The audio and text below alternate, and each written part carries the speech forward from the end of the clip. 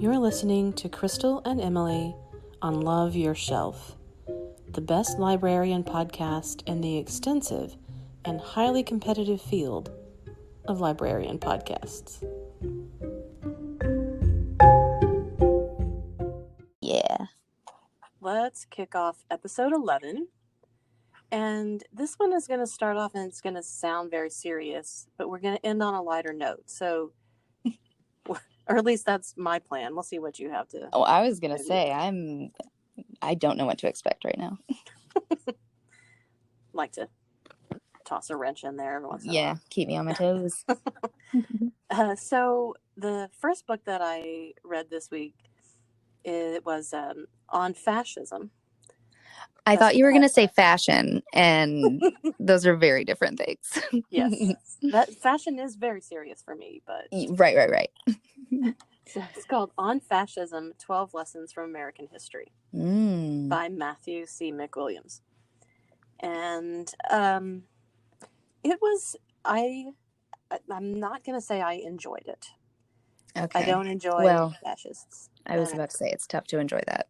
Yeah, but it was a very good history, and it he does tie all of these things together, these historical events and how they relate to our current state of the world, and I would recommend it for any history buff, or anybody who does want to understand, like, sort of like I said, how we got to where we are now, and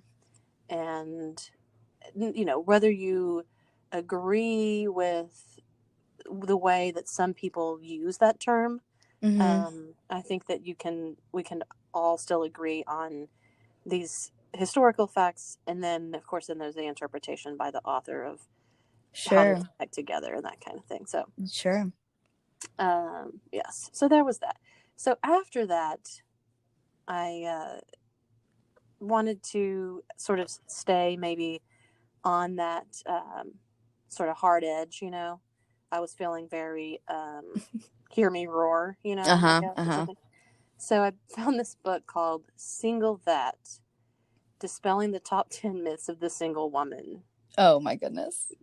We were just talking about this. Exactly. The author is Akamia Deadweiler, which is great name. A wonderful name. But I did not enjoy this book. Oh no. No, I did not feel like roaring or anything. I just sort of shut the book and walked away from it. Like no reaction at all? Well, not really, no. It was really very personal to her experience. Okay, I was about to ask what the angle was. Yeah, and so it was like, so when this happened to me, and it wasn't, you can't say that your personal experience is representative of all. Absolutely not. Right. So yeah, I was disappointed by that one. Make it a memoir rather than like a, I don't know. Exactly. Yeah. It's not a how-to. It's a memoir or something. It felt like maybe her editor steered her the wrong way. Or something, because she was very, very clearly writing like a very personal thing. Sure. And then it was just had this title. So, oh wow, yeah, that's pretty misleading. Yeah. Anyway, maybe she has other things that are great. Not judging her, and it wasn't that it was bad. It just wasn't what I was looking for, I guess. Right. So then I think you should write the one that we're both imagining. I do too. And I don't think anybody's ready for that version. Let me just say that. Buckle up. The world is not ready for it. So then I went way outside of, way far away from that whole path that I was on.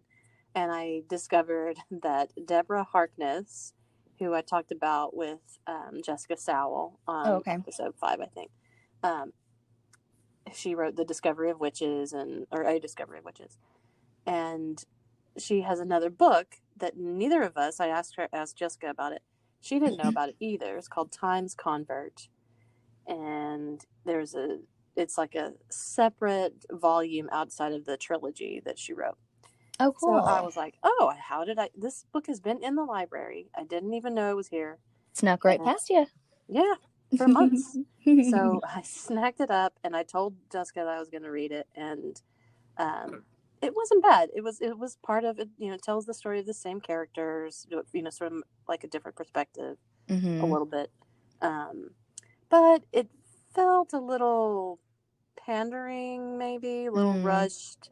Like I got to get something about these characters out there while they're Yeah. clamoring for Again, something maybe else. someone's editor was Yeah, emailing them furiously. I can picture it for sure. So I mean, I finished it. I read it. It was good. Okay. Um, then I picked up Is This Anything by Jerry Seinfeld. Oh. Yeah, and it's like it's broken into decades, like 70s, 80s, 90s, and on. And then it's like him giving a little bit of a spiel about his like starting in stand up, and then what, kind of sets up the context. And then he just like writes his jokes that he's told Oh. in those different eras. And it's Was pretty it good. good? Okay. Yes. I was like, oh, wait, I hope it's Gotta good. be good. No, it was good because you can hear him telling those jokes. Yes, He has such a strong voice. I appreciate a strong voice so much. Yeah, because if you read them just like without thinking about it with his like delivery, Uh-huh. they sometimes on the page they're not very funny. But then you have No, to of course not. picture, I mean, him. I think I've talked about, like, I remember watching Seinfeld as a kid and my mom cracking up at the jokes, and I was like, what are you talking about? He's just observing something that I see all the time. And it's something you have to grow up and learn to appreciate a good strong voice. Yeah, and it's funny because like in the first section, he's in the 70s, because he started stand up when he was like, I don't know, 20 or something. Oh my And gosh. so his jokes are about like his mom and his dad, Uh-huh. and like, so what about when your dad does this? And it's pretty adorable. Oh, I was about to say that's so cute. Yeah. Um, yeah. So I did start another book. I haven't finished it, but I guess I'll go ahead and mention it because it's pretty interesting. It's called Interlibrary Loan Nice. by Gene Wolfe. And it's actually the second in a series, and I haven't read the first one, but it was an advanced copy, so I just Mm-hmm. said I'm going to listen to it, or I want to read it. It just follows a book on its journey through an interlibrary loan. Right. From Well, the book's point of view. right. It's actually pretty cool. It's about this. It's hundreds of years in the future, and so civilization's very different, and there Mm-hmm. are clones and robots. Uh-huh. And so the main character is a clone of a mystery writer who's deceased. Oh, that's cool. Yes. And he lives in a library. So Cool. he is the interlibrary loan in the book. Oh my He's being gosh. loaned from one library to another. What a great idea. Yeah. So it's intriguing, and I'm only about a third of the way through, but yeah, I'm sticking with it because I want to see where he's going to take this. Yeah, yeah. That's great. Yeah. So what about you? What are you reading? Well, okay. Last week I said I was gonna start it's a juvenile novel called Rat Rule 79, and the summary was super wacky. I don't know. Honestly, I was a little bit like, what am I getting into? But it has been so delightful. I'm maybe a quarter of the way through. I'm a pretty slow reader. But it's really fun. It's funny. The voice, talking about a strong voice, the voice kind of reminds me of Lemony Snicket a little bit. Mm. And I was thinking that, and then I noticed that he had like put a little blurb on the book saying how much he loved it. And I was like, oh, that makes sense. It's just, yeah, really silly, off the wall. Like, you have no idea what's going to happen next. But it's really sweet. Like, one of the characters is the elephant in the room, and it's an elephant. So yeah, I'll keep you posted as I make my way through it. But so far, I'm really pleased. It's really sweet. Oh, okay. So that's, Rat Rule 79 by Rivka Galchen. Yeah, that's all I'm reading at the moment, but should I move on to what I've been watching? Yeah, go for it. Okay. So, here is my true crime spiel real quick. On HBO, they made a series out of the book I'll Be Gone in the Dark by Michelle McNamara. Yes. So now they've made a documentary series and it's really good. So yeah, for anyone who doesn't know, Michelle McNamara was a true crime writer. She was married to the comedian Patton Oswalt, and she died really suddenly a couple of years ago, I would say. In her sleep, But didn't she? in her sleep, yeah. I think it was like a heart condition or something, which is horrifying. And I love. I mean, again, I think this is the show about voices this week. Because I loved her voice in the book, and it's really good to be able to like literally hear her voice and see her in the documentary series. She just seemed like such a cool, smart person. Yeah, rest in peace, Michelle McNamara, and I really recommend this documentary series. And yeah, on a personal note, like I got way too much glee out of this. They had the Golden State Killer's hearing where he pled guilty Yeah. on the day that I got engaged, and I'll remember that forever. Anyway, moving on to something lighter. So Hulu just put out a movie called Palm Springs. Andy Samberg is in it. He's one of the leads, and I cannot remember the lead woman's name. But for anyone who has seen Modern Love, which I know you have, Crystal, she is the woman in the first episode about the girl who gets pregnant and is really close to the man. I can't think of words now. The man in her building, her apartment building. Is it Kristen Milioti? Is that her name? Maybe? Yeah. Okay, that last name. Yeah. Seems familiar. Okay, thank you. The movie is, I didn't really know. I really like Andy Samberg. I always have. He was on Saturday Night Live when I was in high school, so I've always had a soft spot for him. But I wasn't totally sure what I was getting into, just because I knew it's basically a Groundhog Day situation, like a spin on living the same day over and over again, but it focuses more on like we are actually living this day over and over again, and sort of, I don't know, there's some darkness to it. But I laughed a lot, and yeah, I really enjoyed it. It's silly, it's a little bit crude at times, but I had a lot of fun watching it, and I mean that. It was fun. Yeah, I put that on my list after you recommended it because I didn't know what to think about it. Because sometimes when you come across, like, you just see not even the preview, you just see like the poster for something. Yeah. And it doesn't look good. The poster for that movie. I know. I was thought, like, what kind of like hipster, I don't know, like angsty movie is this going to be? Right. Kind of. Exactly. So, and I hope that, because like I said, I went into it a little bit apprehensive, and was pleasantly surprised. So I hope that my recommendation doesn't, give somebody super high expectations. But yeah, it was really funny. No, I think it looks good. I'm looking forward to watching that over the weekend. Okay, cool. That's what I've got. I want to hear what you've been watching. Yeah, I want to go back to I'll Be Gone in the Dark because I watched it. I watched the first 2 episodes. Ooh, is there a third episode out yet? The third one came out this last Sunday. Okay, so and I was like, I watched the first 2 and then I got creeped out. Yeah, because I was watching it late at night, by myself, and I was like, I'd like to sleep, so I'm going to switch to. Yeah, I mean, it's because it's a case. I mean, it's a case that involves, this man waking people up in their homes. Yes. So yeah, like it was a book that I couldn't read.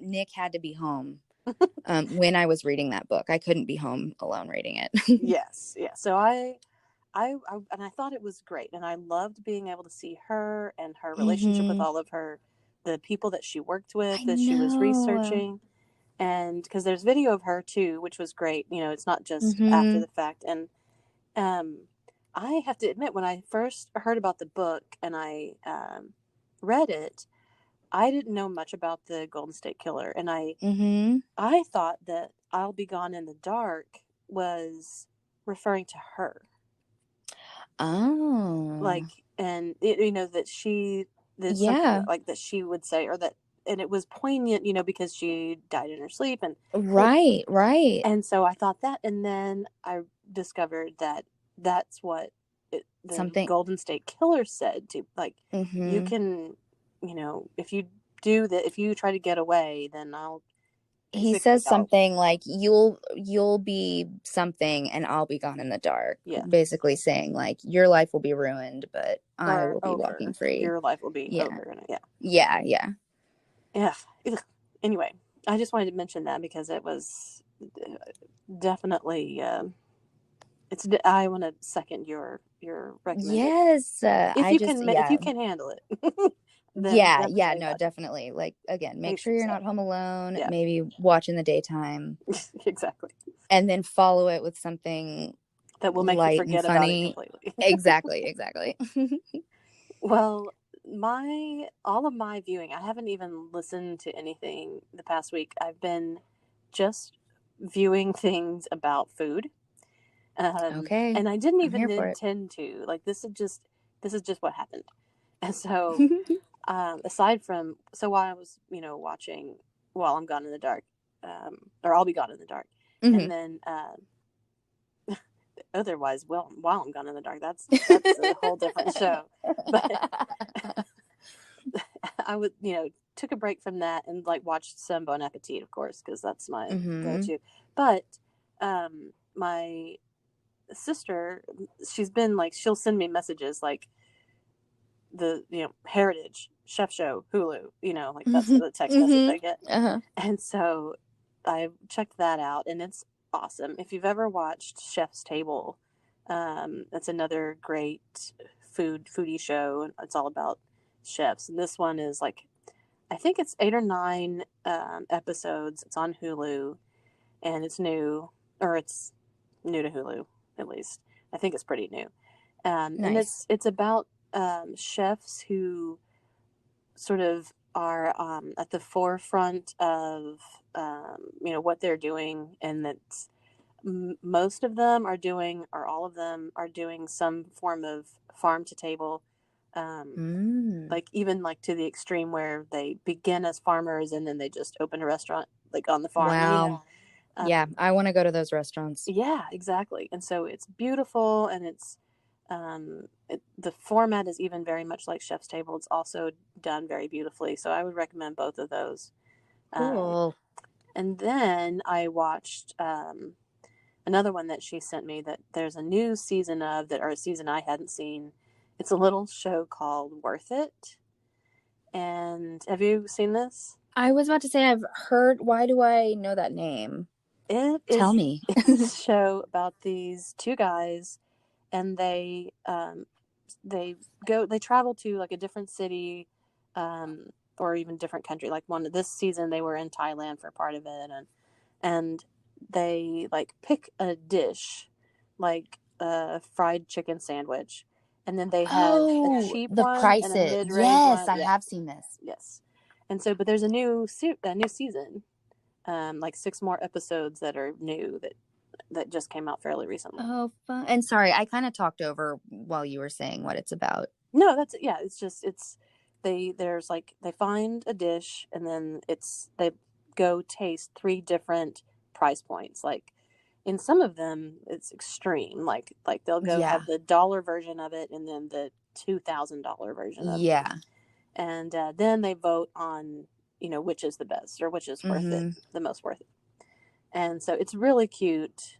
They have a really cute dynamic, which I think is They adorable. do. And they go to fun places, and it's amazing, like, the difference. And many, many times, they'll the one that they find is worth it is the cheapest one. Oh, which I love. Yeah. And I mean, Because obviously that's my price point. exactly. I want the cheap stuff. But, but you can, like, if it's made with love or made with good ingredients, it can be just as good as the expensive stuff. So, you know, Yeah, definitely. yeah. I need to watch those new episodes. That's good to know. Yeah. Well, then, because I had watched that, I guess it suggested, you know, the computer suggested to me a show called Day of Gluttony. Which I'm listening. exactly. And it's these two guys, Harry and Bruce. Bruce? Bruce. Oh my gosh. They are also adorable and have a cute little relationship with each other. Like, they're a little more bro-y, though. Oh my gosh, that's hilarious. But also, just can I, like, Harry and Bruce should be the name of a children's book. I bet we could tell them, hey, you guys, put this in the format of a children's book called Harry and Bruce, and you'll get readers. Adorable. I bet they would be down for it. Yes. So what they do is they start out there in San Francisco, and then they go to different cities. I think this was actually was recorded like several years ago, and then it was just one season. So there's no more to be coming from this unless they revive it, because it's like another one of those it's new to Hulu things. And so it was a web series, I guess. But they go to 24 places in a day. Oh my gosh. And they go to breakfast, and they go to like six different places for breakfast. And they take like one bite at each place? No, they don't eat individual meals, but they like share meals at these places. Still, oh my goodness. Yes. Now some places, I love to eat, and that's a lot. I was afraid I wouldn't be able to watch it because it was going to make me sick, but because I like the whole overeating thing. I can't. Yeah, I can't. I don't want to watch that, but yeah, and they're like, and you know, anyway, you should just take a look at it, because I totally will. They're like fit guys. It's not like they're like, just slobs that are just like eating everything. Yeah, I do this every day. Exactly. And then watch my shame. You know, don't look away. But no, so some of the places that they go to, like they'll go to a juice bar, or they'll go to get coffee, or they'll, so it's not just like food the whole time. Right. But it is really cute, and cool.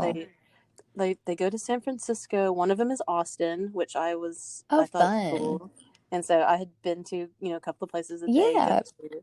I want to see what I recognize. Yeah, exactly. So it's really cute. And it's only, like I said, they're short episodes. There's only 9 of them. So nice. That's something I can get through in an afternoon. Exactly. Yeah. Right. My day of television. And then I had been somebody else, Lisa on staff, had said that she'd watched this show called Crazy Delicious, and I was intrigued, so I checked it out. It's on Netflix. Crazy is not a strong enough word. Oh my goodness. It is a show about these chefs who are supposed to make the most like outrageous reimagining of whatever it is that they can. And so, I think it's the first episode, they're supposed to reimagine pizza. Okay. Which, yeah, like, okay, how are you going to do that? Because how many people have tried to do that, right? First of all, before I get to what they came up with, the judges are these 3 well-known chefs, and they're all in white. And I missed this. Like, I wasn't paying much attention in the first episode, and then on the second episode, I was like, "Whoa, what's happening?" Because they're styled as gods that are like bestowing these ingredients on the contestant. Yeah, if you missed that, I can imagine that'd be pretty confusing. I just thought, okay, maybe I switched this with Bong Appetit or whatever. Right. We got confused. But so then they have this, like, it's beautifully decorated and styled. I could see why Lisa was into it. Cool. So there's like this beautiful like Garden of Eden type space where they go to pull the like pluck their vegetables out of these like wildly colored trees and gardens and stuff. It's just wow. It's insane. It is truly bonkers. Well, and I mean, there are so many food shows. Yeah, you You've got to, yeah, you have to make it stand out. So I don't know if I'm going to continue to watch it, but I applaud. Yes. Yeah. Just watching the chefs go in and like pull their carrots out of these like crazy Alice in Wonderland looking gardens. Oh my gosh. It's very strange. But so this one guy reimagines pizza as a volcano. And he mixes like charcoal powder into his dough so it's black. And he makes it into balls that are filled with like cheese and pepperoni or whatever. And then he makes the pizza sauce into the lava running down this volcano built out of these black pizza balls. It is amazing. And you can tell the judges are like, this is going to be disgusting. And they found it delicious and they loved it. And cool. Okay, well, I do love a surprise. But I've ruined it for you, so I'm sorry. That's just to give you a little taste about what you're in store for you if you try this show. Well, I'm interested in watching at least one episode. So So then the last thing I'll mention is yet another food show. I was really in the zone. Please. And it's a show by Roy Choi, the chef. And he's done several different shows. And it's called Broken Bread. And I think it's another one. I think it was on PBS when it first aired. And it's in Los Angeles. It's about chefs who are doing something to make the community better. Cool. So like, for example, there's one restaurant where the owner employs ex-convicts and people who, can't be employed elsewhere. Right. And like, gives them a leg up and stuff like that. Aww. And so it's another short one. There's only a few episodes, but it's really great. And all of the shows, I think, are indicative of how, and I, feel this because I like to feed people at the library, Yeah. Food is such a way to demonstrate your love and care and appreciation for people. And that it can also, in turn, in the Broken Bread show by Roy Choi, it can, work in the opposite direction too. Yeah, yeah, absolutely. I mean, I was going to say, one of our missions at the library is to build the community of Nacogdoches and bring people closer together.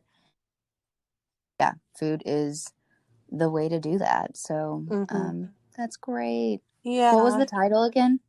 Broken Bread. Broken Bread. And so, and just as a wrap up, and because of that, it sort of reminded me of how bittersweet the Big Read is this year. So it's our 4th year of doing a community-wide read, and we had planned all of these amazing food-related events, and I don't think, it doesn't look like we're going to be able to do them in the same way. We're thinking of other ways that we can do things, to include, edible stuff, food. Yeah. Things, but, we have to be careful too. So it kind of made me sad because that had been such a big part of our big reads in the past, is bringing people together to share a meal and to share the reading experience, and all of those things together are, I think, those threads that help strengthen a community, and you can better talk to and understand and have compassion for somebody with a full stomach. Definitely. So anyway, I guess maybe that was why it was food focused this week, is I was thinking about that stuff. But anyway, I think we'll wrap up for this episode, and your going out of town, so I'm envious. So enjoy your trip. Thank you. Yeah. And we will see all of you listeners next time. Thanks, guys. Bye. Bye.